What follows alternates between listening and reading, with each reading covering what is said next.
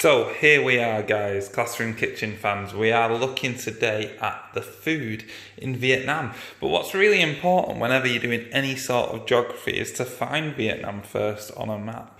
Okay, to find that place on a map before you start to think too much into it. So it's good to think in relation to where we are. Okay, so this is us in the UK. And so really important to then understand where things are on the map. So we've got America over here, we've got Africa below us, okay? But where we're looking today for Vietnam, Vietnam is in Asia, okay? So we need to come over to the continent of Asia, which is this over here, okay? So we're looking around this area and we're looking for Vietnam on here. Now, if any of you have done any of the activities so far today, you may have already found it, but actually it's right here. Just next to Cambodia, okay, and just below China, all right? Now, the capital of Vietnam is Hanoi, right here in the north, okay? And we're gonna have a little think about some Vietnamese food today. Now, in Vietnam, the food is being rated one of the healthiest diets in the world, okay, because they use lots of vegetables. They have things like rice, lots of meats, fish, and one of the most flavoursome because of the different herbs and spices that they add into their dishes. So as we can see on here, we've got rice noodles. This one in the middle will be pho, which we're going to make today. We've got prawns and seafood, vegetables wrapped in there, almost like a spring roll type dish. Bean sprouts. Lots of different vegetables like that. You've got some sauces, which obviously are going to be the spice and the flavour. But you've got lots of different varieties of food that come from Vietnam. Okay, and lots of different dishes. So fish sauce is something that accompanies a lot of these recipes. But rice in particular, like I said, rice is a staple food of Vietnam. And rice, for anyone who hasn't really seen that before, rice is grown in what we call paddy fields, okay? And paddy fields are in the majority of the time, flooded. So in places like Vietnam, okay, where it is, being across that equator line, the problem is that these fields can become quite dry. So farmers do their best to keep them flooded as much as possible, really. Okay, so they can have lots of monsoon season and things like that, and lots of water and rain that comes through. But they need to keep these fields flooded because the crops can die if they're not moist, if they're not wet. This here is a terraced paddy field, okay, and this is something that's quite famous in Vietnam. If you're looking at Vietnam, Vietnam's quite small, okay, but it's still one of the largest producers of rice in the world, okay, so most of our rice could come from places like Vietnam. And so this terrace field, can you see how it's been cut? So that it's all flat along the terrace, so that it still collects the water and the rice crops can still grow, but that water can also run down as well, keeping it nice and level, okay, so it doesn't over flood at the same time. So rice is a huge staple food of Vietnam. Some desserts that we come across, they use lots of fruits in the desserts and things like that for the sweetness, bananas, jackfruit, mangoes, oranges. And the dishes around Vietnam are some of the tastiest, and we're going to, like I said before, we're going to have a go at making some pho now. Okay, so we're going to have a little go at making this. Hi guys, so welcome to Classroom Kitchen for today. Today we're making a Vietnamese pho dish, okay, it's like a noodle soup with like, you can have meat in it, you can have it vegetarian if you want to, that's totally up to you. I'm Mr. Day, give us a share, give us some likes on our Facebook and our YouTube, okay, so you've just been learning a little bit about Vietnamese food, so we're getting straight on with this pho dish today. Now, step one, what you need to do, okay, we've got some shallots here, okay, all I've done is I've peeled those, chopped them in half. I'm going to throw them in the pan with a little bit of oil. Okay, so they're going to go in there. At the same time, we've cut some chicken.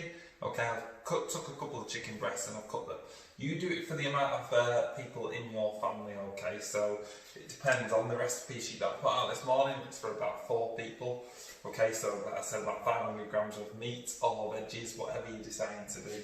But you can make that for your family as such. So you might want to half that, totally up to you. So let's get the shallots in there. I'm going to let them cook for a couple of minutes, okay, whilst we get that started. Now, we need a quick fork. We've got some stock here, okay, I'm just giving that a mix. All I've used is the chicken stock today because I'm going for chicken. Let's start prepping a few other things whilst we're waiting though, okay. So we've got a few different, I'm throwing in a few extra veggies today. So I've got some sweet corn there. All I'm going to do is use the claw method. Hold my sweet corn like that and chop the pieces down. Really easy to do. So Vietnamese food is one of the healthiest in the world, okay, because of the amount of veggies, meats, fish, things that they use in their dishes, okay. It's really light, there's not much fat used in there. All we're doing, we're keeping our food nice and light, very flavoursome today as we put a few different herbs in this dish. So we're going to start a little mix, just to make sure those onions don't stick.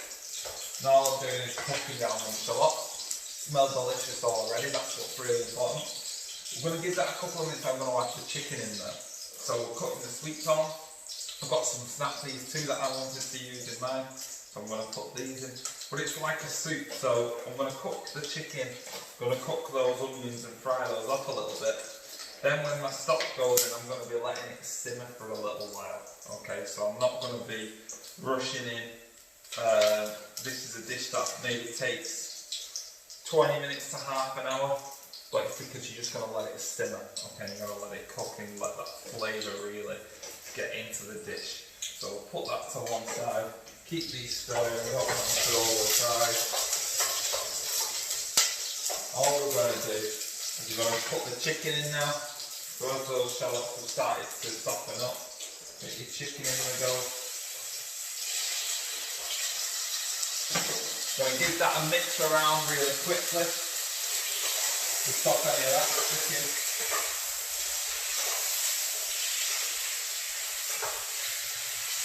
Now I've put quite decent sized chunks of chicken in there today. The reason I did that is they're going to soften up, they're going to like come apart in the dish. They're going to fall to pieces in the soup. So let's just keep that mixing. We don't want it sticking at this early stage or it's going to start to burn.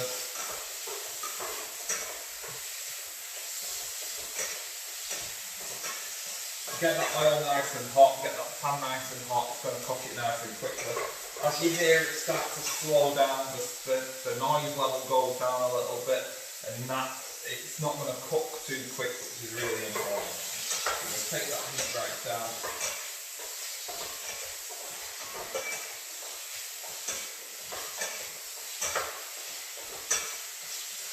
Keep it mixing, and then that's another job done right there. And all I can do there, I'll put the lid on for a few seconds. That's just going to trap the steam in, it's just going to cook that chicken all the way through. I can take the heat down, which I'm going to do because I'm going to start adding my veggies and my stock in a moment. So, a few other things that I'm going to put in there. I've got some ginger. Now, with the ginger, you can peel the ginger.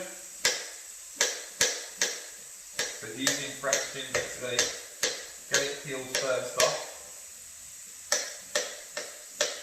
It is a funny looking root veg, so might not need it all, so take what you need off it. Cut the slice off that you want. Then all you're going to do is finally chop that bit up. Okay, ready for to add into your recipe. Now, use your claw method all the time, keeping your fingers tucked away. And go back the opposite direction too. Now, it's all for flavour, so don't be worried about it being a little bit chunkier. Because we're going to leave it in that soup, it's going to break it down a little bit. And that flavour is going to end up in the dish, which is really important. So we're going to just cut that down a bit more, nice and easy. There we go. So we've got that ginger in it. I'm going to put a bit of chilli in mine too, a little bit of heat. I do like heat. But again, you don't need to have that in there. All these are ready to go in when we start it cooking, when we start the soup on the go.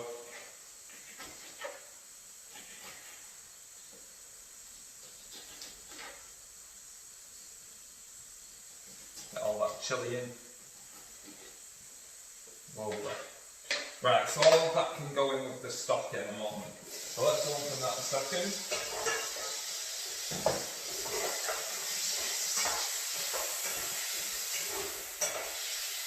I'd say that's pretty good now. The chicken's looking pretty cooked. This stock's going to finish it off, so pour the stock in.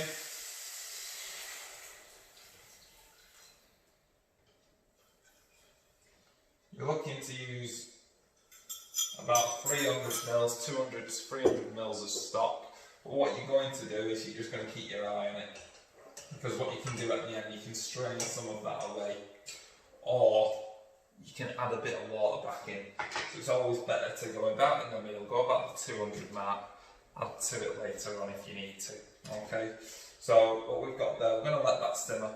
I'm going to get all these veggies in now, I'm going to get the seasoning in. So I'll get those veggies in because they're going to take a little while. I'm going to be leaving it for about 15 minutes when we do this. Okay, so 15 minutes on the cook. Get the ginger in, get the chilies in. Get it all in the pan together. It's going to look beautifully colourful. Got a few different seasonings here. I've got some kaffir lime leaves, so I'm going to put them in. I've got some lemongrass too. I'm going to add that in. So when we've got both of those in, I'm going to give that a little mix, a little stir. Because once it's all in that water, all in that stock, all that flavour is going to come together. This is why they're renowned for being some of the most flavoursome foods in the world. Now, all we're going to do is put that lid on. I'm going to show you a couple of bits whilst this is simmering away. I'm going to peel some carrot, so make sure I get some of that ginger off my blade. All I'm going to do is peel my carrot, starting halfway down the carrot is the best way. Now you're getting the outside off.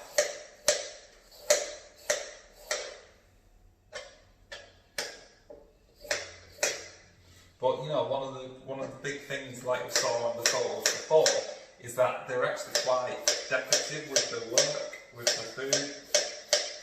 So we've peeled the carrot on the outside, we've got the shiny orange bit now. Now we know what we're going to be doing. We're going to shred some of the carrot off like this. So digging down deep. I'm going to take nice slices off like that. Okay, I'm going to add them in later on. I'm keeping these ones separate. I'm going to add them in, but you guys at home can have a go at this. It's really simple. You don't really need to even add this till right at the end, okay, because it's not going to take any time to cook. So this is more decoration as we finish our recipe off. Okay, before we serve it, as we're serving it, we can sprinkle those on the top. So I'll cut those right down. Presentation is really important in cooking and food. So take a nice load of this. If you've got some spring onions, you can get them in the mix as well. I've not used them today, but they are on the recipe. So get them spring onions, you can cut them down lengthways, and then those spring onions can go in your soup as well. All I'm going to do, I'm going to leave that there. I'm going to bob that to one side. Now I've got some bean sprouts, but I'm not going to put them in until the end either. So can you see that? We've got some nice shredded carrot and we've got some bean sprouts ready to go in. I've got some noodles too, but they're going to go in at the end. Okay, so what I'm going to do is go pause here, I'm going to fast forward 15 minutes and then we'll see what the soup's looking like at the end. In the meantime, I'm going to add the noodles in, okay, but I'm going to wait about 10-15 minutes for that to cook and then I'll add them in. Just give them about 5 minutes at the end, but you need to go off the recipe on your packet, okay, so sometimes the noodles stay to cook for longer, depends what type of noodles you're using, alright. So, we'll come back in a second to you, 20 minutes with me. So here we are with the final dish. We've got our carrots on the top, we've got lots of different colours in there, lots of different flavours, beautiful soup, the chicken's there as well, okay, all in there and falling to pieces.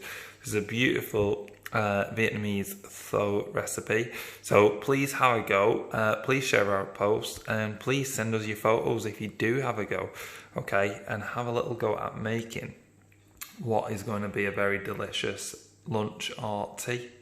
So thank you for joining us, and we'll see you again soon.